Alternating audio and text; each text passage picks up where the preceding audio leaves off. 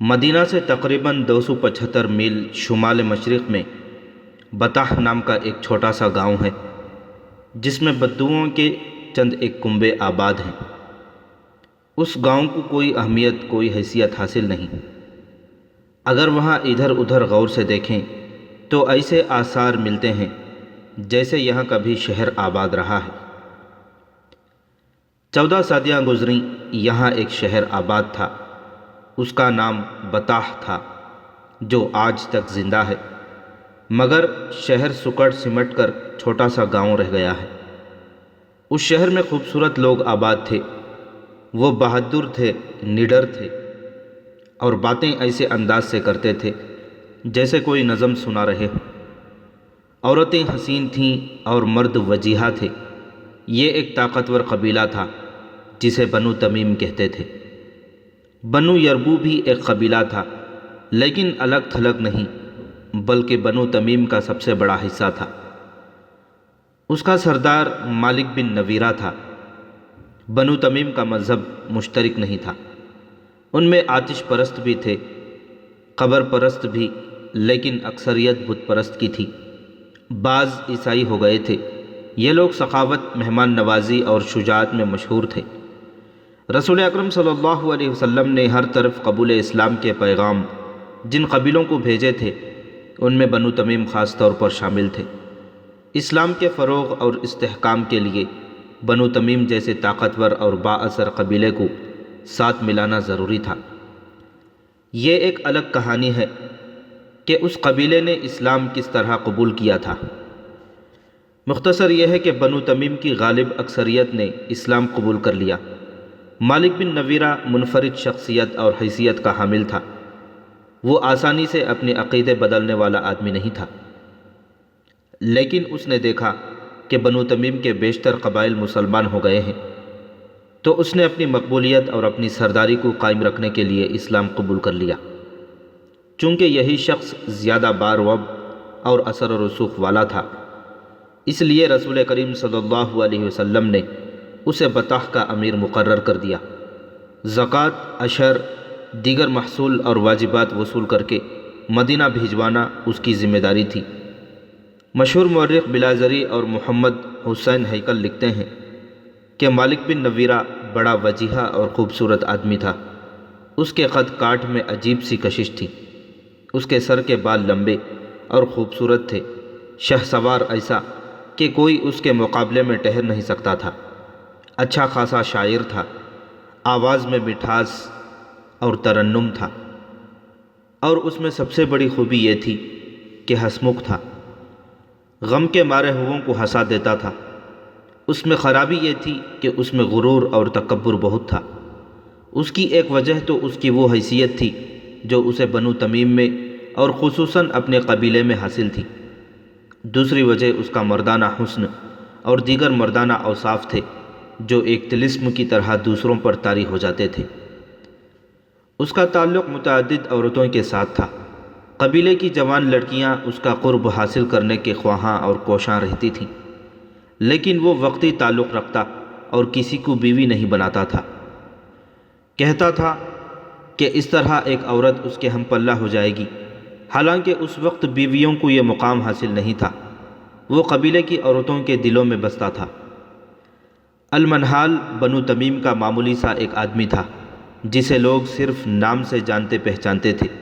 اسے کوئی رتبہ اور کوئی اونچا مقام حاصل نہیں تھا۔ اس کی بیٹی لیلا جوان ہوئی تو لوگ المنہال کا نام اس طرح لینے لگے جیسے اسے اونچا رتبہ مل گیا ہو۔ جوانی کی دہلیز پر اس کی بیٹی لیلا کا حسن نکھر آیا تو قبیلے کے جوان آدمی اسے رک رک کر دیکھنے لگے اور اسے قریب سے دیکھنے کے لیے اس کے راستے میں کھڑے دکھائی دینے لگے۔ اصفہانی نے مختلف مورخوں اور اس دور کی دیگر تحریروں کے حوالے سے لکھا ہے کہ لیلا کو خدا نے بڑی فیاضی سے حسن دیا تھا، لیکن اس کی آنکھیں اتنی دل فریب تھیں کہ وہ جس کی طرف دیکھتی تھیں وہ مسحور ہو جاتا تھا۔ وہ لباس ایسا پہنتی تھی کہ گھٹنوں تک اس کی ٹانگیں عریا رہتی تھیں۔ مورخ لکھتے ہیں کہ اس کی ٹانگوں کی ساخت میں غیر معمولی طور پر جاذبیت تھی، ایسے ہی اس کے بازو تھے، گول اور لمبے۔ وہ اپنے بالوں کو کھلا رکھتی تھی، بالوں کا رنگ اور ان کی چمک ایسی کہ ان میں طلسماتی تاثر تھا۔ اسے اگر کوئی توجہ سے نہیں دیکھتا تھا تو وہ مالک بن نویرہ تھا۔ کئی بار ایسے ہوا کہ وہ مالک کے قریب گزری، نہ مالک نے اس کی طرف دیکھا نہ لیلا نے مالک کی طرف دیکھا۔ ایک روز لیلا اپنی اونٹنی کو پانی پلا رہی تھی۔ راستے میں اسے ایک عورت مل گئی۔ لیلا اسے جانتی تھی، وہ مالک بن نویرہ کی خاص ملازمہ تھی۔ اس نے لیلا کو روک لیا۔ لیلا، ملازمہ نے اسے کہا، تو اس سے زیادہ غرور کر سکتی ہے؟ قبیلے میں کون ہے جو تیرے پاؤں کے ناخنوں کو چومنے کے لیے تیار نہ ہو؟ کیا تیرے آقا نے تجھے کوئی شعر یاد کرا کے نہیں بھیجا؟ لیلا نے مسکرا کر کہا، مالک بن نویرہ شاعر ہے نا، کیا میں جھوٹ کہہ رہی ہوں کہ تجھے تیرے آقا نے میرے لیے کوئی پیغام دے کر بھیجا ہے؟ میں مردوں کی آنکھوں میں ان کے دلوں کے پیغام پڑھ لیا کرتی ہوں۔ خدا کی قسم، ادھیڑ عمر ملازمہ نے کہا، تو اسی عمر میں دانائی کی باتیں کرنے لگی ہے؟ اگر تو نے میری آنکھوں میں میرے آقا کا پیغام پڑھ لیا ہے تو تیرا کیا جواب ہوگا؟ وہ تو تیرے لیے بے قرار ہے۔ اس بستی میں مجھے کوئی ایسا آدمی دکھا جو میرے لیے بے قرار نہیں۔ لیلا نے باوقار لہجے میں کہا، لیکن میرے آقا کی بات کچھ اور ہے۔ ملازمہ نے کہا، صرف اتنی سی بات اور ہے کہ وہ دوسرے آدمیوں کی طرح میری طرف دیکھتا نہیں۔ لیلا نے کہا، اور میں جانتی ہوں کہ وہ میری طرف کیوں نہیں دیکھتا۔ وہ چاہتا ہے کہ میں اس کی طرف دیکھوں۔ وہ سردار ہے نا، اپنے آپ کو بہت خوبصورت سمجھتا ہے۔ اسے کہنا لیلا تمہاری طرف کبھی نہیں دیکھے گی۔ کیا وہ اس جواب سے مایوس نہیں ہوگا؟ ملازمہ نے کہا، اور کیا تو خوش نصیب نہیں کہ مالک بن نویرہ جیسا مرد تجھے چاہتا ہے؟ وہ تیرے قدموں میں سونے کے ٹکڑے رکھ دے گا۔ اسے کہو میرے قدموں میں سر رکھے۔ لیلا نے کہا، کیا تو جانتی نہیں کہ اس نے اتنی دلیری سے مجھے یہ پیغام کیوں بھیجا ہے؟ کیونکہ وہ سردار ہے۔ میرا باپ اس کے مقابلے میں کچھ بھی نہیں۔ اس نے میری توہین کی ہے، تو کیا تو کسی اور کو چاہتی ہے؟ ملازمہ نے پوچھا۔ لیلا نے قہقہا لگایا اور جواب میں کچھ بھی نہ کہا۔ پھر میں اسے کیا کہوں؟ ملازمہ نے پوچھا۔ میں نے جو کہنا تھا کہہ دیا ہے، لیلا نے کہا، اور اسے کہنا کہ میں صرف ایک رات جلنے والی شمع نہیں ہوں۔ میں اس کے پاس جاؤں گی جو مجھے عمر بھر کی روشنی سمجھے گا۔ جب مالک بن نویرہ کو یہ جواب ملا تو اس کے تکبر اور غرور کا بت ٹوٹ گیا۔ آقا، ملازمہ نے کہا، لیلا کیا ہے؟ قبیلے کی ایک لڑکی ہے، شہزادی نہیں۔ اس کی شادی کا فیصلہ اس کا باپ کرے گا۔ اس کے باپ کو کہیں مجھے جسم نہیں لیلا کا دل چاہیے، مالک بن نویرہ نے کہا۔ اور ایک روز مالک لیلا سے محبت کی بھیک مانگ رہا تھا۔ میں نے تمہیں دھتکارا نہیں تھا، لیلا نے اسے کہا۔ میں نے یہ بتایا تھا کہ میں وہ نہیں ہوں جو تم سمجھے تھے۔ لیلا نے مالک بن نویرہ کا تکبر اور غرور اپنے پاؤں تلے مسل ڈالا اور ان کی شادی ہو گئی۔ بنو تمیم نے لیلا کو ام تمیم کا خطاب دے دیا۔ رسول کریم صلی اللہ علیہ وسلم کے وصال کی خبر ملتے ہی مالک بن نویرہ نے مدینے والوں سے نظریں پھیر لیں اور ظاہر کر دیا کہ اس نے اسلام قبول کیا تھا، ایمان نہیں۔ اس نے زکوٰۃ اور محصولات وصول کر کے اپنے گھر میں رکھے ہوئے تھے۔ چند دنوں تک اس نے یہ مال مدینہ کو بھیجنا تھا۔ اس نے قبیلے کے لوگوں کو اکٹھا کر کے انہیں زکوٰۃ اور محصولات واپس کر دیے۔ اب تم آزاد ہو، مالک نے کہا۔ میں نے مدینہ کی زنجیر توڑ ڈالی ہے، اب جو کچھ تم کماؤ گے وہ سب تمہارا ہوگا۔ لوگوں نے داد و تحسین کے نعرے بلند کیے۔ مالک بہت خوش تھا کہ مدینہ سے تعلق توڑ کر وہ اپنے قبیلے کا پھر خود مختار سردار بن گیا ہے، مگر اس کی خوشی زیادہ دیر تک قائم نہ رہ سکی۔ دو تین قبیلوں کے سرکردہ آدمیوں نے مالک سے کہا کہ اس نے مدینہ سے تعلق توڑ کر اچھا نہیں کیا۔ مالک نے انہیں مدینہ کے خلاف کرنے کی بہت کوشش کی، لیکن اس کی زبان کا جادو نہ چل سکا۔ زکوٰۃ اور محصولات کی ادائیگی کے مسئلے پر بنو تمیم تین حصوں میں بٹ گئے۔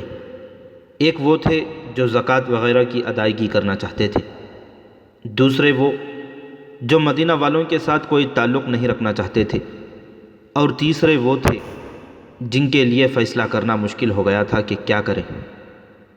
ان سب کے اختلافات اتنے بڑھ گئے کہ قبیلوں کی آپس میں خون ریز لڑائیاں شروع ہو گئیں۔ اتنے میں سجاح اپنا لشکر لے کر آ گئی۔ سجاح کا ذکر پہلے آ چکا ہے۔ اس نے نبوت کا دعویٰ کیا تھا۔ الحارث کی بیٹی سجاح اپنے لشکر کے ساتھ مالک بن نویرہ کے قبیلے بنو یربو کے علاقے میں جا خیمہ زن ہوئی۔ اس نے مالک بن نویرہ کو بلا کر کہا کہ وہ مدینہ پر حملہ کرنا چاہتی ہے۔ اگر تم اپنے قبیلے کو میرے لشکر میں شامل کر دو تو ہم مسلمانوں کو ہمیشہ کے لیے ختم کر سکتے ہیں۔ سجاح نے کہا، تمہیں معلوم ہوگا کہ میں بنو یربو میں سے ہوں۔ خدا کی قسم، مالک بن نویرہ نے کہا، میں تمہارا دست راست بن جاؤں گا، لیکن ایک شرط ہے جو دراصل ہماری ضرورت ہے۔ تم دیکھ رہی ہو کہ بنو تمیم کے قبیلوں میں دشمنی پیدا ہو چکی ہے۔ ان سب کو مصالحت کی دعوت دے کر انہیں مدینہ پر حملے کے لیے تیار کریں۔ اگر یہ مصالحت پر آمادہ نہ ہوئے تو انہیں ہم تباہ و برباد کر دیں گے۔ اگر تم نے انہیں ختم نہ کیا تو یہ سب مل کر تمہارے خلاف ہو جائیں گے۔ ان میں مدینہ کے وفادار بھی ہیں، انہوں نے سچے دل سے اسلام قبول کر لیا ہے۔ مالک بن نویرہ کی خواہش یہ تھی کہ سجاح کے لشکر کو ساتھ ملا کر بنو تمیم کے مسلمانوں کو اور اپنے دیگر مخالفین کو ختم کیا جائے۔ مورخ لکھتے ہیں کہ سجاح مالک بن نویرہ کے مردانہ حسن اور جلال سے متاثر ہو گئی تھی۔ اس نے مالک کی بات فوراً مان لی۔ دونوں نے تمام قبیلوں کے سرداروں کو مصالحت کے پیغام بھیجے۔ پیغام میں یہ بھی شامل تھا کہ مدینہ پر حملہ کیا جائے گا۔ صرف ایک قبیلے کا سردار وقی بن مالک تھا جس نے ان سے مصالحت قبول کر لی، باقی تمام قبیلوں نے انکار کر دیا۔ اس کے نتیجے میں سجاح، مالک اور وقی کے متحدہ لشکر نے دوسرے قبیلوں پر حملہ کر دیا۔ بڑی خون ریز لڑائیاں لڑی جانے لگیں۔ بنو تمیم جو سخاوت، مہمان نوازی اور زبان کی چاشنی کے لیے مشہور تھے، ایک دوسرے کے لیے وحشی اور درندے بن گئے۔ بستیاں اجڑ گئیں، خون بہہ گیا، لاشیں بکھر گئیں۔ لیلا کو اپنے دروازے پر عورتوں کی آہ و بکا سنائی دی۔ کچھ عورتیں بین کر رہی تھیں، کیا میں بیوہ ہو گئی ہوں؟ لیلا ننگے پاؤں باہر کو دوڑی۔ وہ کہہ رہی تھی، مالک بن نویرہ کی لاش لائے ہیں؟ اس نے دروازہ کھولا تو باہر 10-12 عورتیں کھڑی بین کر رہی تھیں۔ لیلا کو دیکھ کر ان کی آہوزاری اور زیادہ بلند ہو گئی۔ 3 عورتوں نے اپنے بازوؤں پر ننھے ننھے بچوں کی لاشیں اٹھا رکھی تھیں۔ لاشوں پر جو کپڑے تھے وہ خون سے لال تھے۔ لیلا، کیا تو عورت ہے؟ ایک عورت نے اپنے بچے کی خون آلود لاش لیلا کے آگے کرتے ہوئے چلائی، تو عورت ہوتی تو اپنے خاوند کا ہاتھ روکتی کہ بچوں کا خون نہ کر۔ یہ دیکھ، ایک اور عورت نے اپنے بچے کی لاش لیلا کے آگے کرتے ہوئے کہا، یہ بھی دیکھ۔ ایک اور بچے کی لاش لیلا کے آگے آ گئی، یہ دیکھ میرے بچے۔ ایک عورت نے اپنے 2 بچے لیلا کے سامنے کھڑے کر کے کہا، یہ یتیم ہو گئے ہیں۔ لیلا کو چکر آنے لگا۔ عورتوں نے اسے گھیر لیا اور چیخنے چلانے لگیں، تو ڈائن ہے، تیرا خاوند جلاد ہے۔ سجاح کو نبوت کس نے دی؟ سجاح تیرے خاوند کی داشتہ ہے، سجاح تیری سوکن ہے۔ تیرے گھر میں ہمارے گھروں کا لوٹا ہوا مال آ رہا ہے۔ مالک بن نویرہ تجھے ہمارے بچوں کا خون پلا رہا ہے۔ ہمارے تمام بچوں کو کاٹ کر پھینک دے، ہم سجاح کی نبوت نہیں مانیں گے۔ ہمارے نبی محمد صلی اللہ علیہ وسلم ہیں، محمد اللہ کے رسول ہیں۔ بستی کے لوگ اکٹھے ہو گئے، ان میں عورتیں زیادہ تھیں۔ لیلا نے اپنا حسین چہرہ اپنے ہاتھوں میں چھپا لیا، اس کا جسم ڈولنے لگا۔ 2 عورتوں نے اسے تھام لیا، اس نے اپنے سر کو زور زور سے جھٹکا اور وہ سنبھل گئی۔ اس نے عورتوں کی طرف دیکھا، میں تمہارے بچوں کے خون کی قیمت نہیں دے سکتی۔ لیلا نے کہا، میرا بچہ لے جاؤ اور اسے کاٹ کر ٹکڑے ٹکڑے کر دو۔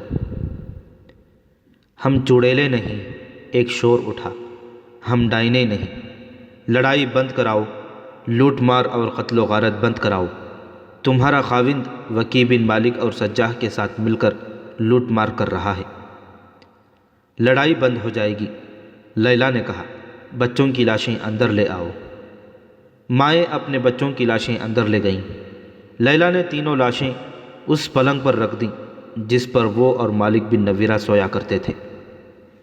مالک بن نویرہ لیلا کا پجاری تھا۔ اس پر لیلا کا حسن جادو کی طرح سوار تھا۔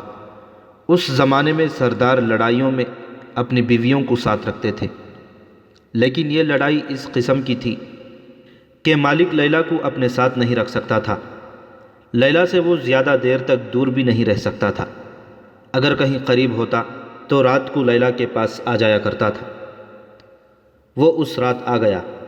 لیلا کو دیکھ کر اس پر بڑی تیز شراب جیسا نشہ طاری ہو گیا۔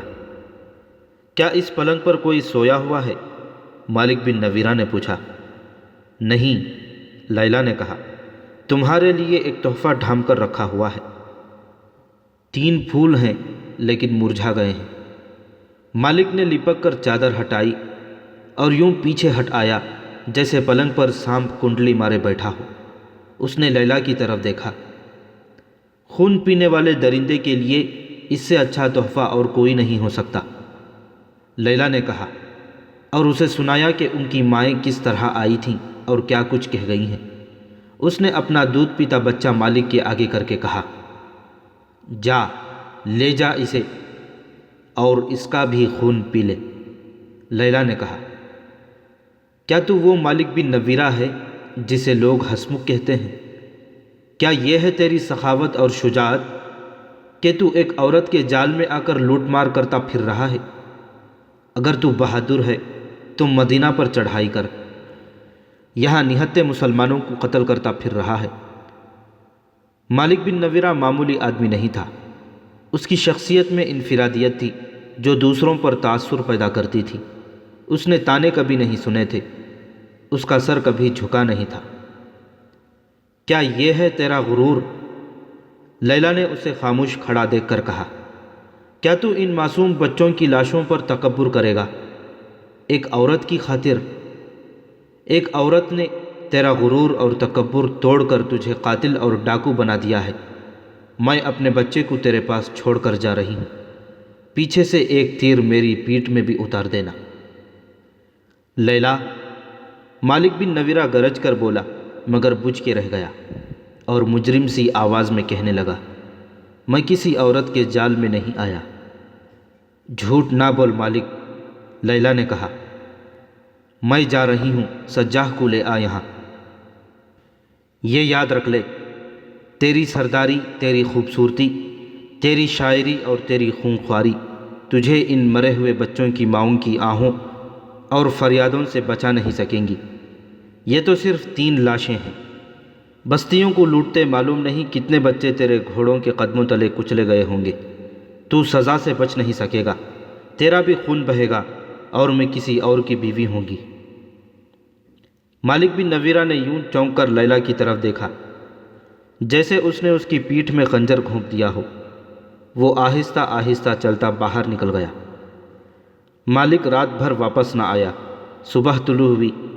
بطح جو بارونق بستی تھی ایک ایسے مریض کی طرح دکھائی دے رہی تھی جو کبھی خوبرو اور جوان ہوا کرتا تھا۔ اب اس کا چہرہ بے نور اور آنکھوں میں موت کا خوف رچا ہوا تھا۔ بطح کی عورتوں کے چہروں پر مرونی چھائی ہوئی تھی۔ یہ اس مار دھاڑ کا نتیجہ تھا جو بنو تمیم میں ہو رہی تھی۔ سورج کی پہلی کرنیں آئیں تو بطح کی گلیوں میں ڈری ڈری سی داخل ہوئیں۔ اس وقت سورج کچھ اور اوپر اٹھ آیا تھا جب بطح میں ہڑبونگ مچ گئی۔ بعض عورتیں بچوں کو اٹھا کر گھروں کو دوڑی گئیں اور اندر سے دروازے بند کر لیے۔ کچھ عورتیں اپنی جوان بیٹیوں کو ساتھ لیے بستی سے نکل گئیں۔ وہ کہیں چھپ جانے کو جا رہی تھیں۔ بوڑھے آدمی کمانے اور ترکش اٹھائے چھتوں پر چڑھ گئے۔ بوڑھوں کے علاوہ جو آدمی بستی میں تھے انہوں نے برچھیاں اور تلواریں نکال لیں۔ کسی نے بڑی بلند آواز سے کہہ دیا تھا کہ دشمن کا لشکر آ رہا ہے۔ دور زمین سے جو گرد اٹھ رہی تھی وہ کسی لشکر کی ہی ہو سکتی تھی۔ بطح میں جوان آدمی کم ہی رہ گئے تھے۔ سب مالک بن نویرہ کے ساتھ دوسرے قبیلوں سے لڑائی میں چلے گئے تھے۔ بطح میں جو رہ گئے تھے ان پر خوف و ہراس طاری ہو گیا تھا۔ لیلا کے گھر میں پلنگ پر 3 بچوں کی لاشیں پڑی تھیں اور وہ اپنے بچے کو سینے سے لگائے اپنے قلعے نما مکان کی چھت پر کھڑی تھی۔ وہ بار بار اپنے بچے کو دیکھتی اور اسے چومتی تھی۔ وہ شاید سوچ رہی تھی کہ بچوں کے خون کا انتقام اس کے بچے سے لیا جائے گا۔ زمین سے اٹھتی ہوئی گرد بہت قریب آ گئی تھی اور اس میں گھوڑے اور اونٹ ذرا ذرا دکھائی دینے لگے تھے۔ ہوشیار بنو یربو، خبردار! بطح میں کسی کی آواز سنائی دی، جانے لڑا دو، ڈرنا نہیں۔ لشکر گرد سے نکل آیا اور قریب آ گیا۔ بستی کے کئی ایک آدمی گھوڑوں پر سوار، ہاتھوں میں برچھیاں اور تلواریں لیے آگے چلے گئے۔ ان کا انجام ظاہر تھا، لیکن انہیں اپنی طرف آتے دیکھ کر لشکر کی ترتیب میں کوئی فرق نہ آیا۔ آگے جا کر وہ لشکر کا حصہ بن گئے۔ اپنے ہیں، انہوں نے نعرے لگائے، اپنے ہیں، مالک بن نویرہ ہے، لڑائی ختم ہو گئی ہے۔ بطح میں سے بھی نعرے گرجنے لگے۔ لوگوں نے آگے بڑھ کر اپنے لشکر کا استقبال کیا۔ مالک بن نویرہ کہیں بھی نہ رکا۔ وہ سیدھا اپنے گھر کے دروازے پر آیا اور گھوڑے سے کود کر اندر چلا گیا۔ اسے لیلا صحن میں کھڑی ملی۔ اس کے دلکش چہرے پر اداسی تھی اور اس کی وہ آنکھیں بجھی بجھی سی تھیں جن پر قبیلے کے جوان جانیں قربان کرنے کو تیار رہتے تھے۔ میں نے تیرا حکم مانا ہے لیلا، مالک نے دوڑ کر لیلا کو اپنے بازوؤں میں سمیٹتے ہوئے کہا۔ لڑائی ختم کر دی ہے، ہم ایک دوسرے کے قیدی واپس کر دیں گے۔ میں نے سجاہ سے تعلق توڑ لیا ہے، اس پھول سے چہرے سے اداسی دھو ڈالو۔ لیلا کا جسم بے جان سا تھا، اس میں وہ تپش پیدا نہ ہوئی جو مالک کو دیکھ کر پیدا ہوا کرتی تھی۔ مالک نے اسے بہلانے کی بہت کوشش کی، لیکن لیلا کا چہرہ بجھا ہی رہا۔ میرے دل پر ایک خوف بیٹھ گیا ہے، لیلا نے کہا۔ کیسا خوف؟ مالک نے پوچھا۔ کس کا خوف؟ سزا کا، انتقام کا۔ سجاہ اکیلی رہ گئی۔ وکی بن مالک نے بھی اس کا ساتھ چھوڑ دیا تھا۔ مالک بن نویرہ نے وکی سے کہا تھا کہ وہ ایک عورت کے جھانسے میں آ کر اپنے ہی قبیلوں پر ٹوٹ پڑے تھے۔ سجاہ اپنے لشکر کو ساتھ لیے نباج کی طرف چلی گئی۔ پہلے سنایا جا چکا ہے کہ وہ یمامہ پر حملہ کرنے گئی تھی، لیکن مسلمہ کے جال میں آ گئی اور مسلمہ نے اسے اپنی بیوی بنا لیا۔ مالک بن نویرہ کے گناہوں کی سزا شروع ہو چکی تھی۔ وکی بن مالک جو اس کا دست راست تھا اس کا ساتھ چھوڑ گیا اور مسلمانوں سے جا ملا۔ مالک بن نویرہ نے اسے روکا تھا، اگر ہم دونوں الگ ہو گئے تو مسلمان ہمیں کچل کر رکھ دیں گے۔ مالک نے وکی سے کہا تھا، ہم دونوں مل کر ان کا مقابلہ کر سکتے ہیں۔ ہمیں زندہ رہنا ہے مالک، وکی نے کہا تھا۔ مدینہ کی فوج کا مقابلہ کس نے کیا ہے؟ غطفان ہار گئے، تئی ہار گئے، بنو سلیم، بنو اسد، حوازن، کوئی بھی مسلمانوں کے آگے ٹھہر نہ سکا۔ پھر سب اکٹھے ہوئے اور زمل سلمہ کو بھی ساتھ ملا لیا۔ کیا تم نہیں جانتے مالک، الولید کے بیٹے خالد نے انہیں کس طرح بھگا دیا ہے؟ سلمہ قتل کر دی گئی ہے۔ مسلمان ہمیں مسلمانوں کا خون معاف نہیں کریں گے۔ تمام قبیلوں کو شکست دینے والا خالد واپس مدینہ نہیں چلا گیا، وہ بزاخہ میں ہے۔ دوسری طرف مسلمانوں کا مانا ہوا سپہ سالار اسامہ ہے۔ ان دونوں میں سے کوئی بھی کسی بھی وقت ادھر کا رخ کر سکتا ہے۔ ان سے خون معاف کرانے کا طریقہ ایک ہی ہے کہ میں ان کی اطاعت قبول کر کے انہیں اپنے قبیلے کی زکوٰۃ اور محصول ادا کرتا رہوں۔ مالک بن نویرہ کوئی فیصلہ نہ کر سکا۔ خالد بن ولید رضی اللہ تعالیٰ عنہ تک اطلاع پہنچ چکی تھی کہ مالک بن نویرہ کو رسول اللہ صلی اللہ علیہ وسلم نے امیر مقرر کیا تھا، مگر اس نے زکوٰۃ وغیرہ وصول کر کے مدینہ نہ بھیجی اور لوگوں کو واپس کر دی ہے۔ جاسوسوں نے خالد رضی اللہ تعالیٰ عنہ کو مالک بن نویرہ کا ایک شعر بھی سنایا۔ اس میں اس نے رسول اکرم صلی اللہ علیہ وسلم کے وصال کے بعد اپنے قبیلے سے کہا تھا کہ اپنے مال کو اپنے پاس رکھو اور مت ڈرو کہ نہ جانے کیا ہو جائے۔ اگر اسلامی حکومت کی طرف سے ہم پر کوئی مصیبت آئے گی تو ہم کہیں گے کہ ہم نے محمد صلی اللہ علیہ وسلم کے دین کو قبول کیا تھا، ابو بکر کے دین کو نہیں۔ مالک بن نویرہ نے سجاح کے ساتھ مل کر مسلمانوں کا جو قتل عام کیا تھا اس کی بھی اطلاع خالد رضی اللہ تعالیٰ عنہ کو مل گئی تھی۔ حضرت خالد نے اپنے دستوں کو بطح کی طرف تیز کوچ کا حکم دیا۔ ان کے دستوں میں انصار مدینہ بھی تھے۔ انہوں نے بطح کی طرف پیش قدمی کی مخالفت کی۔ خدا کی قسم، حضرت خالد نے کہا، میں اپنی سپاہ میں پہلے آدمی دیکھ رہا ہوں جو اپنے امیر اور سالار کی حکم عدولی کر رہے ہیں۔ اسے حکم عدولی سمجھیں یا جو کچھ بھی سمجھیں، انصار کی نمائندگی کرنے والے نے کہا، خلیفۃ المسلمین کا حکم یہ تھا کہ طلیحہ کو مطیع کر کے اس علاقے میں رسول اللہ صلی اللہ علیہ وسلم کی قائم کی ہوئی علمبرداری کو بحال کریں، اور جو جنگ پر اتر آئے اس کے ساتھ جنگ کریں اور بزاخہ میں اگلے حکم کا انتظار کریں۔ ہم جانتے ہیں کہ مدینہ سے ایسا کوئی حکم نہیں آیا کہ ہم بطح پر حملے کے لیے جائیں۔ کیا تم میں سے کوئی ہے جسے یہ معلوم نہ ہو کہ میں تمہارا امیر اور سپہ سالار ہوں؟ خالد بن ولید رضی اللہ تعالیٰ عنہ نے پوچھا اور سب کی طرف دیکھنے لگے۔ انہیں کوئی جواب نہ ملا تو انہوں نے کہا، میں نہیں جانتا کہ خلیفۃ المسلمین کے ساتھ تم کیا معاہدہ کر کے آئے ہو۔ میں یہ جانتا ہوں کہ خلیفہ نے مجھے حکم دیا تھا کہ جہاں بھی اسلام سے انحراف کی خبر ملے اور جہاں بھی مدینہ کے ساتھ کیے ہوئے معاہدوں کی خلاف ورزی نظر آئے وہاں تک جاؤ اور اسلام کا تحفظ کرو۔ میں سپہ سالار ہوں اپنی ذمہ داریاں پوری کرنے کے لیے۔ اگر مجھے کوئی ایسی کارروائی کرنی پڑے گی جو خلیفہ کے احکام میں شامل نہیں ہوگی تو میں وہ کارروائی ضرور کروں گا۔ خلافت کے احکام میرے پاس آتے ہیں، تمہارے پاس نہیں۔ ہم نے کوئی قاصد آتا نہیں دیکھا، انصار میں سے کسی نے کہا۔ میں اس کا جواب دینا ضروری نہیں سمجھتا، حضرت خالد نے جھنجھلا کر کہا، اور میں کسی ایسے آدمی کو اپنی سپاہ میں نہیں دیکھنا چاہتا جس کے دل میں ذرا سا بھی شک و شبہ ہو۔ مجھے اللہ کی خوشنودی چاہیے، مجھے اللہ کے رسول صلی اللہ علیہ وسلم کی مقدس روح کی خوشنودی چاہیے۔ اگر تمہیں اپنی ذات کی خوشنودی چاہیے تو جاؤ اپنے آپ کو خوش کرو۔ میرے لیے مہاجرین کافی ہیں، اور میرے ساتھ جو نو مسلم ہیں میں انہیں بھی کافی سمجھتا ہوں۔ مشہور مورخ طبری نے لکھا ہے کہ حضرت ابوبکر صدیق رضی اللہ تعالیٰ عنہ نے اپنے احکام میں یہ شامل کیا تھا کہ بنی اسد کے سردار طلیحہ کی سرکوبی کے بعد خالد رضی اللہ تعالیٰ عنہ کے دستے بطح تک جائیں گے، جہاں کے امیر مالک بن نویرہ نے زکوٰۃ اور محصولات کی ادائیگی نہیں کی اور وہ اسلام سے منحرف ہو کر اسلام کا دشمن بن گیا ہے۔ طبری اور دیگر مورخوں نے بھی لکھا ہے کہ انصار بزاخہ میں رہ گئے اور خالد رضی اللہ تعالیٰ عنہ اپنے مجاہدین کو ان کے بغیر بطح لے گئے۔ جب یہ لشکر بزاخہ سے چلا تو انصار نے باہم صلح مشورہ کیا۔ وہ محسوس کرنے لگے تھے کہ اتنی دور سے اکٹھے آئے تھے، اکٹھے لڑائیاں لڑیں اور اب ہم میں پھوٹ پڑ گئی ہے۔ ہمیں پیچھے نہیں رہنا چاہیے تھا، اور اس لیے بھی ہمیں پیچھے نہیں رہنا چاہیے تھا۔ انصار میں سے ایک نے کہا کہ مہاجرین اور نو مسلموں نے فتح حاصل کر لی تو اس میں ہمارا نام نہیں ہوگا، ہمیں مدینہ جا کر شرمساری ہوگی۔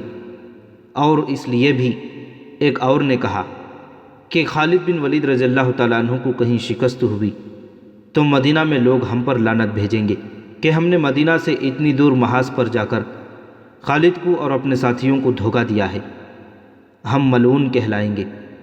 خالد رضی اللہ تعالیٰ عنہ کے دستے بزاخہ سے دور نکل گئے۔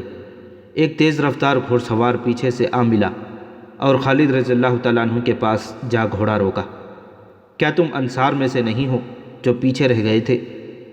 خالد رضی اللہ تعالیٰ عنہ نے پوچھا۔ ہاں امیر لشکر، سوار نے کہا، میں انہی میں سے ہوں۔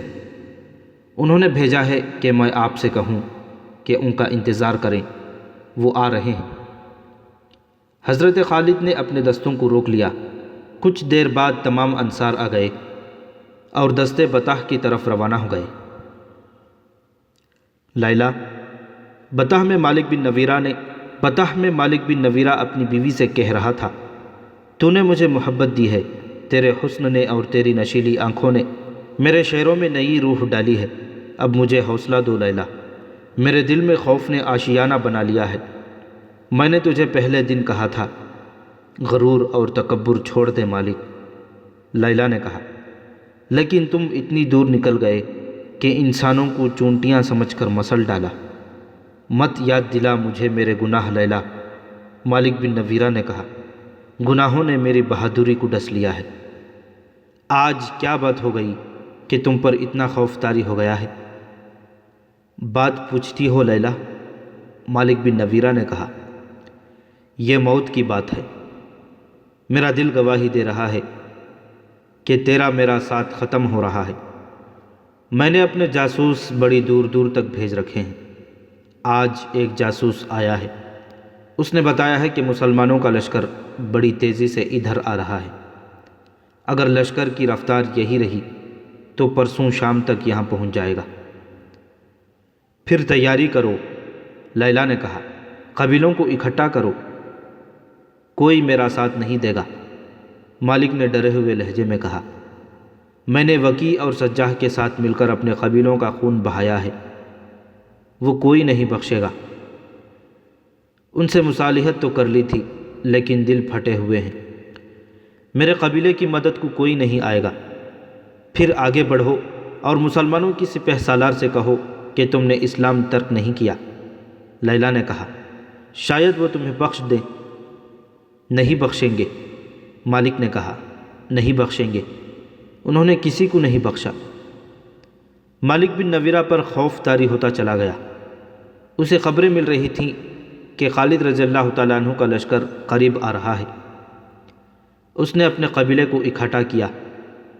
اے بنو یربو، اس نے قبیلے سے کہا، ہم سے غلطی ہوئی کہ ہم نے مدینہ کی حکمرانی کو تسلیم کیا اور ان سے منحرف ہوئے۔ انہوں نے ہمیں اپنا مذہب دیا جو ہم نے قبول کیا، پھر نافرمان ہو گئے۔ وہ آ رہے ہیں، سب اپنے گھروں کو چلے جاؤ اور دروازے بند کر لو۔ یہ نشانی ہے کہ تم ان کے خلاف ہتھیار نہیں اٹھاؤ گے، ان کے بلانے پر ان کے سامنے نہتے جاؤ۔ کچھ فائدہ نہ ہوگا مقابلے میں، جاؤ اپنے گھروں کو چلے جاؤ۔ لوگ سر جھکائے اپنے گھروں کو چلے گئے۔ نومبر 632 عیسوی شعبان 11 ہجری کے پہلے ہفتے میں خالد رضی اللہ تعالیٰ عنہ بطح پہنچ گئے۔ انہوں نے اپنے لشکر کو محاصرے کی ترتیب میں کیا، مگر ایسے لگتا تھا جیسے بطح اجڑ گیا ہو۔ شہر کا دفاع کرنے والے تو نظر ہی نہیں آتے تھے، کوئی دوسرا بھی دکھائی نہ دیا۔ کسی مکان کی چھت پر ایک بھی سر نظر نہیں آتا تھا۔ کیا مالک بن نویرہ اپنے آپ کو اتنا چالاک سمجھتا ہے کہ مجھے گھیرے میں لے لے گا؟ حضرت خالد نے اپنے نائب سالاروں سے کہا، محاصرے کی ترتیب بدل دو اور اپنے عقب کا خیال رکھو، میں اس بستی کو آگ لگا دوں گا۔ وہ یہاں سے نکل گئے ہیں، عقب سے حملہ کریں گے۔ خالد بن ولید رضی اللہ تعالیٰ عنہ زندہ دل، بے خوف اور مہم جو تھے۔ ان کے احکام بڑے سخت ہوا کرتے تھے۔ انہوں نے اپنے دستوں کو اس ترتیب میں کر دیا کہ عقب سے حملہ ہو تو روک لیں، اور اگر اس کے ساتھ ہی شہر سے بھی حملہ ہو جائے تو دونوں طرف لڑا جائے۔ مسلمانوں کو اس دشواری کا سامنا تھا کہ ان کی نفری تھوڑی تھی اور وہ اپنے مستقر مدینہ سے بہت دور تھے۔ انہوں نے جن قبیلوں کو مطیع کیا تھا ان کی بستیوں کو اڈے بنا لیا تھا، لیکن ابھی وہاں کے لوگوں پر پوری طرح بھروسہ نہیں کیا جا سکتا تھا۔ یہ خالد رضی اللہ تعالیٰ عنہ کی پرجوش اور ماہرانہ قیادت تھی جو مجاہدین کی قلیل تعداد بھی بجلیوں جیسا قہر پیدا کیے رکھتی تھی۔ حضرت خالد نے بستی میں ایک دستہ داخل کیا تو اس پر ایک بھی تیر نہ آیا، ہر مکان کا دروازہ بند تھا۔ حضرت خالد نے یہ خاموشی دیکھی تو وہ خود بستی میں داخل ہوئے۔ مالک بن نویرہ، حضرت خالد نے کئی بار مالک کو پکارا اور کہا، باہر آ جاؤ، نہیں آؤ گے تو ہم بستی کو آگ لگا دیں گے۔ تجھ پر خدا کی سلامتی ہو۔ ایک چھت سے ایک آدمی کی آواز آئی، مت جلا ہمارے گھروں کو، وہ جسے تو بلا رہا ہے یہاں نہیں ہے، یہاں کوئی نہیں لڑے گا۔ الولید کے بیٹے، ایک اور چھت سے آواز آئی، کیا تو دیکھ نہیں رہا کہ ہم اپنے مکانوں کے بند دروازوں کے پیچھے بیٹھے ہیں؟ کیا مدینہ میں یہ رواج نہیں کہ بند دروازہ ایک اشارہ ہے کہ آ جاؤ، ہم تمہارے خلاف ہتھیار نہیں اٹھائیں گے؟ بے شک میں یہ اشارہ سمجھتا ہوں، خالد نے کہا۔ مکانوں کے دروازے کھول دو اور باہر آ جاؤ، عورتوں اور بچوں پر جبر نہیں، ان کی مرضی ہے باہر آئیں یا نہ آئیں۔ لوگوں کو رسم و رواج معلوم تھے، وہ ہتھیاروں کے بغیر باہر آ گئے، عورتیں اور بچے بھی نکل آئے۔ حضرت خالد نے اپنے دستوں کو حکم دیا کہ ہر گھر کے اندر جا کر دیکھیں، کوئی آدمی اندر نہ رہے۔ حضرت خالد نے خاص طور پر حکم دیا کہ کسی گھر میں کسی چیز کو ہاتھ نہ لگایا جائے، نہ کسی پر ہلکا سا بھی تشدد کیا جائے۔ مالک بن نویرہ کے قلعہ نما مکان میں حضرت خالد خود گئے۔ وہاں سامان پڑا تھا، ایسا لگتا تھا جیسے یہاں کے رہنے والے کچھ ہی دیر پہلے یہاں سے نکلے ہوں۔ بستی سے حضرت خالد کو اتنا ہی پتہ چلا کہ مالک بن نویرہ اپنے قبیلے کو یہ کہہ کر کہ وہ مسلمانوں کے خلاف ہتھیار نہ اٹھائیں، لیلا کو ساتھ لے کر بستی سے نکل گیا تھا۔ جنہوں نے اسے جاتے دیکھا تھا انہوں نے سمت بتائی جدھر وہ گیا تھا۔ مالک گھوڑے پر اور لیلا اونٹ پر سوار تھی۔ حضرت خالد نے ارد گرد کی بستیوں کو اپنے آدمی بھیج دیے اور کچھ آدمی اس سمت روانہ کیے جدھر بتلایا گیا تھا کہ مالک گیا ہے۔ وہ صحرا تھا، اونٹ اور گھوڑے کی قدموں کے نشان بڑے صاف تھے۔ یہ حضرت خالد کے آدمیوں کو ایک بستی میں لے گئے۔ یہ بنو تمیم کی ایک بستی تھی۔ اے بنو تمیم، حضرت خالد کے آدمیوں میں سے ایک نے بلند آواز سے کہا، مالک بن نویرہ کو اور بطح کا کوئی اور آدمی ہو جو یہاں چھپا ہوا ہو، اسے ہمارے حوالے کر دیں۔ اگر وہ ہماری تلاش پر ملے تو اس بستی کو آگ لگا دی جائے گی۔ ذرا سی دیر بعد مالک بن نویرہ لیلا کے ساتھ باہر آیا اور اپنے آپ کو حضرت خالد کے آدمیوں کے حوالے کر دیا۔ بنو یربو کے چند اور سرکردہ آدمی بھی جو یہاں آ کر چھپ گئے تھے باہر آ گئے۔ ان سب کو مالک بن نویرہ کے ساتھ بطح لے آئے، لیلا بھی ساتھ تھی۔ مالک بن نویرہ، حضرت خالد نے مالک کو اپنے سامنے بلا کر پوچھا، کیا یہ غلط نہیں کہ تم نے زکوٰۃ اور محصول مدینہ کو بھیجنے کے بجائے لوگوں کو واپس کر دیے تھے؟ میں اپنے قبیلے کو یہ کہہ کر نکلا تھا کہ مسلمانوں کا مقابلہ نہ کرنا۔ مالک بن نویرہ نے جواب دیا، میں نے انہیں یہ بھی کہا تھا کہ مسلمان ہو جاؤ اور زکوٰۃ ادا کرو، اور تم خود اس لیے روپوش ہو گئے تھے کہ تم اسلام سے منحرف ہو گئے تھے۔ حضرت خالد نے کہا، اور تم منحرف ہی رہنا چاہتے ہو؟ تم نے اپنے شہروں میں لوگوں سے کہا تھا کہ وہ زکوٰۃ اور محصول ادا نہ کریں، اور تم نے انہیں کہا تھا کہ اسلامی حکومت کے احکام کی تم خلاف ورزی کرو گے، جو تم نے کی ہے۔ ہاں ولید کے بیٹے، مالک نے کہا، میں نے خلاف ورزی کی، لیکن میں اپنے قبیلے سے کہہ رہا ہوں کہ وہ اب خلاف ورزی نہ کریں۔ اور تم نے سجاح کی جھوٹی نبوت کو تسلیم کیا؟ حضرت خالد نے کہا، اور اس کے ساتھ مل کر لوگوں کو قتل کیا اور انہیں لوٹا، اور تم نے ان لوگوں کا قتل عام کیا جنہوں نے اسلام قبول کر لیا تھا۔ مالک نے سر ہلا کر اس جرم کا اقرار کیا۔ کیا تو مجھے بتا سکتا ہے کہ میں تمہیں قتل کیوں نہ کروں؟ حضرت خالد نے کہا، میں جانتا ہوں کہ تمہارے خلیفہ نے تمہیں میرے قتل کا حکم نہیں دیا۔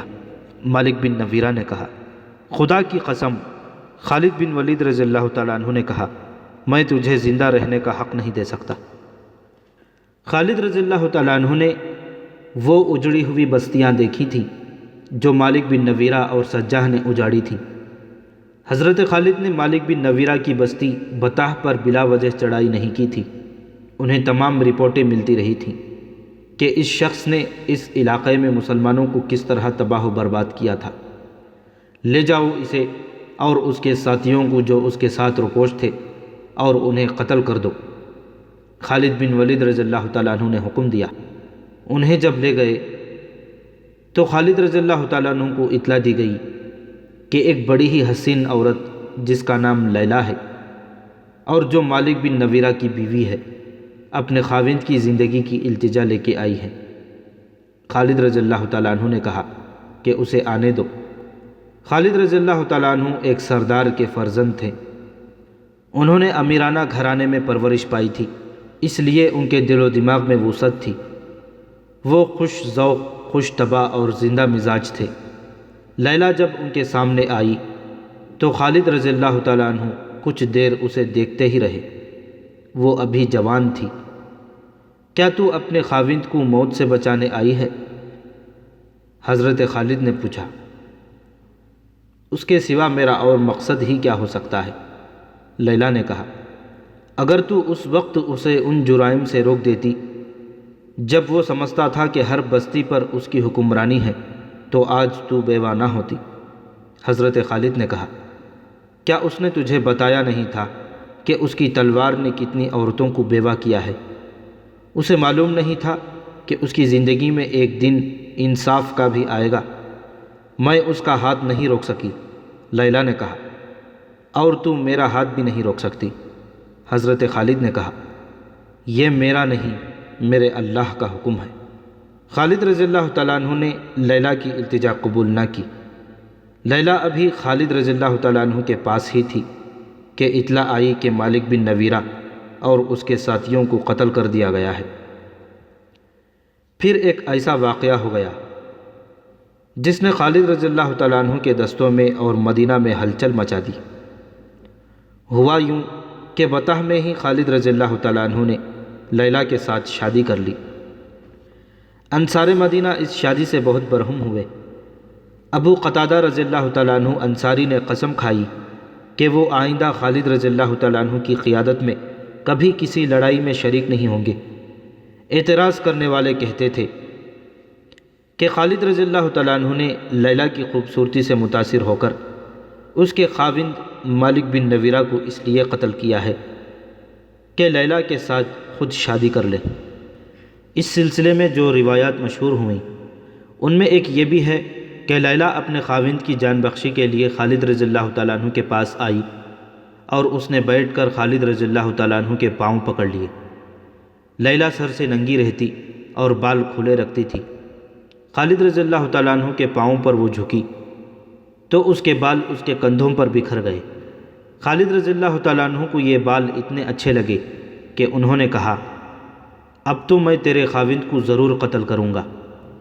یہ کہا جا سکتا ہے کہ خالد رضی اللہ تعالیٰ عنہ جو خوش ذوق اور زندہ مزاج تھے لیلا کے حسن سے متاثر ہوئے ہوں گے، لیکن خالد وہ شخصیت تھی جس نے بستر مرگ پر کہا تھا کہ میرے جسم پر کوئی ایسی جگہ ہے جس پر جہاد کا زخم نہ آیا ہو۔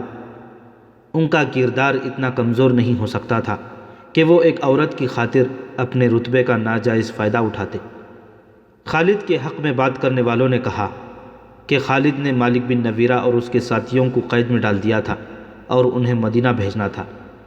رات بہت سرد تھی۔ خالد رضی اللہ تعالیٰ عنہ کو خیال آیا کہ قیدی سردی سے ٹھٹر رہے ہوں گے۔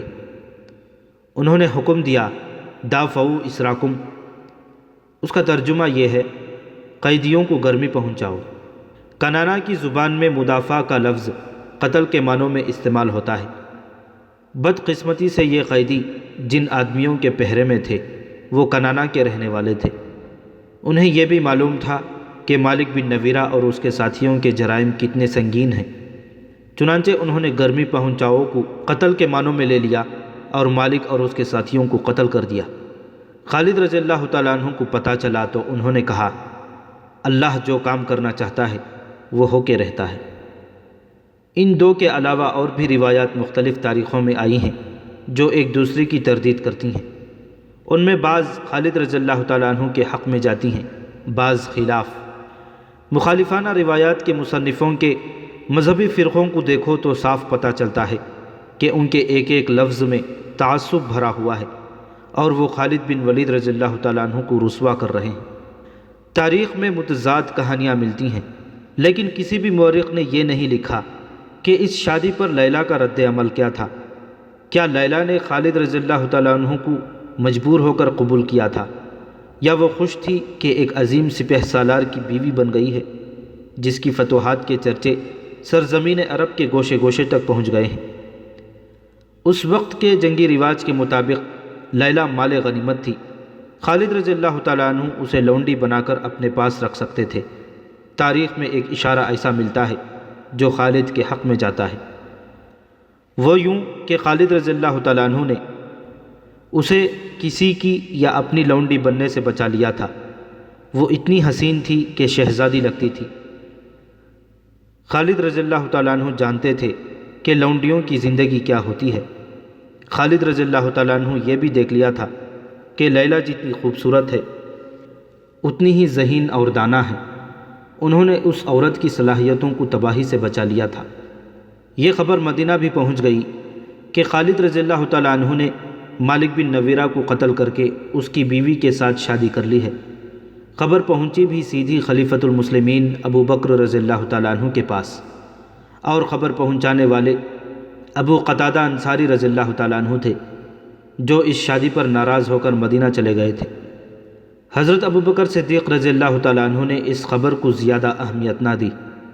انہوں نے کہا، خالد رضی اللہ تعالیٰ عنہ کو رسول کریم صلی اللہ علیہ وسلم نے سیف اللہ کا خطاب دیا تھا، ان کے خلاف وہ کوئی کارروائی نہیں کریں گے۔ خالد رضی اللہ تعالیٰ عنہ نے کسی زندہ آدمی کی بیوی کو ورغلا کر اپنی بیوی نہیں بنایا۔ ابو قتادہ انصاری رضی اللہ تعالیٰ عنہ خلیفہ ابو بکر صدیق رضی اللہ تعالیٰ عنہ کے جواب سے مطمئن نہ ہوئے۔ وہ عمر رضی اللہ تعالیٰ عنہ کے پاس چلے گئے اور انہیں ایسے انداز سے لیلا کی خالد رضی اللہ تعالیٰ عنہ کے ساتھ شادی کی خبر سنائی جیسے خالد رضی اللہ تعالیٰ عنہ عیاش انسان ہوں اور ان کی عیش پرستی ان کے فرائض پر اثر انداز ہو رہی ہو۔ عمر رضی اللہ تعالیٰ عنہ غصے میں آ گئے اور ابو قتادہ کو لے کر ابو بکر رضی اللہ تعالیٰ عنہ کے پاس گئے۔ خلیفۃ المسلمین عمر رضی اللہ تعالیٰ عنہ نے ابو بکر رضی اللہ تعالیٰ عنہ سے کہا، خالد کا جرم معمولی نہیں، وہ کیسے ثابت کر سکتا ہے کہ بنو یربو کے سردار مالک بن نویرہ کا قتل جائز تھا؟ مگر تم چاہتے کیا ہو عمر؟ ابو بکر رضی اللہ تعالیٰ عنہ نے پوچھا۔ خالد کی معزولی۔ عمر رضی اللہ تعالیٰ عنہ نے کہا، صرف معزولی نہیں، خالد کو گرفتار کر کے یہاں لایا جائے اور اسے سزا دی جائے۔ عمر۔ ابو بکر رضی اللہ تعالیٰ عنہ نے کہا، میں اتنا مان لیتا ہوں کہ خالد سے غلطی ہوئی ہے، لیکن یہ غلطی اتنی سنگین نہیں کہ اسے معزول بھی کیا جائے اور سزا بھی دی جائے۔ حضرت عمر حضرت ابو بکر کے پیچھے پڑے رہے۔ دراصل حضرت عمر انتہا درجے کے انصاف پسند اور ڈسپلن کی پابندی میں بہت سخت تھے۔ وہ نہیں چاہتے تھے کہ سالاروں میں کوئی غلط حرکت رواج پا جائے۔ نہیں عمر، حضرت ابو بکر نے کہا، میں اس شمشیر کو نیام میں نہیں ڈال سکتا جسے اللہ نے کافروں پر مسلط کیا ہو۔ حضرت عمر مطمئن نہ ہوئے۔ حضرت ابو بکر حضرت عمر کو بھی ناراض نہیں کرنا چاہتے تھے۔ انہوں نے خالد رضی اللہ تعالیٰ عنہ کو مدینہ بلوایا۔ خالد رضی اللہ تعالیٰ عنہ بڑی مسافت طے کر کے بہت دنوں بعد مدینہ پہنچے اور سب سے پہلے مسجد نبوی صلی اللہ علیہ وسلم میں گئے۔ انہوں نے اپنے امامے میں ایک تیر اڑس رکھا تھا۔ حضرت عمر مسجد میں موجود تھے۔ خالد رضی اللہ تعالیٰ عنہ کو دیکھ کر حضرت عمر طیش میں آ گئے۔ وہ اٹھے، خالد رضی اللہ تعالیٰ عنہ کے امامے سے تیر کھینچ کر نکالا اور اسے توڑ کر پھینک دیا۔ تم نے ایک مسلمان کو قتل کیا ہے، حضرت عمر نے غصے سے کہا، اور اس کی بیوی کو اپنی بیوی بنا لیا ہے۔ تم سنسار کر دینے کے قابل ہو۔ حضرت خالد رضی اللہ تعالیٰ عنہ ڈسپلن کے پابند تھے۔ وہ چپ رہے۔ انہوں نے عمر رضی اللہ تعالیٰ عنہ کے غصے کو قبول کر لیا۔ وہ خاموشی سے مسجد سے نکل آئے اور خلیفۃ المسلمین ابو بکر رضی اللہ تعالیٰ عنہ کے ہاں چلے گئے۔ انہیں حضرت ابو بکر نے ہی جواب طلبی کے لیے بلایا تھا۔ حضرت ابو بکر کے کہنے پر حضرت خالد نے مالک بن نویرہ کے تمام جرائم سنائے اور ثابت کیا کہ وہ مسلمان نہیں بلکہ مسلمانوں کا دشمن تھا۔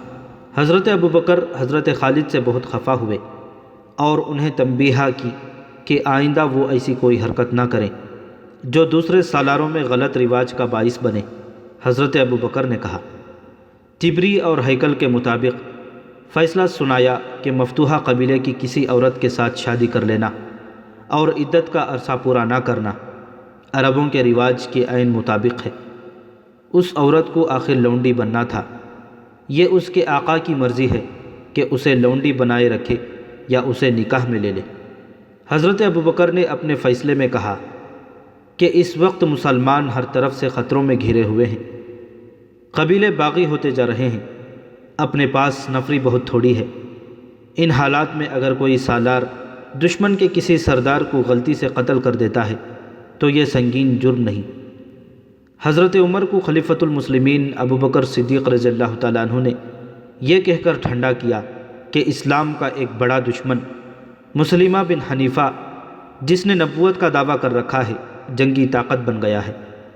اس کے پاس کم و بیش 40,000 نفری کا لشکر ہے، اور اکرمہ رضی اللہ تعالیٰ عنہ بن ابو جہل اس سے شکست کھا چکے ہیں۔ اب سب کی نظریں خالد بن ولید رضی اللہ تعالیٰ عنہ کی طرف اٹھ رہی ہیں۔ اگر مسلمہ کو شکست نہ دی گئی تو اسلام مدینہ میں ہی رہ جائے گا۔ اس کامیابی کے لیے صرف خالد موزوں ہیں۔ حضرت عمر خاموش رہے، انہیں بھی ان خطروں کا احساس تھا۔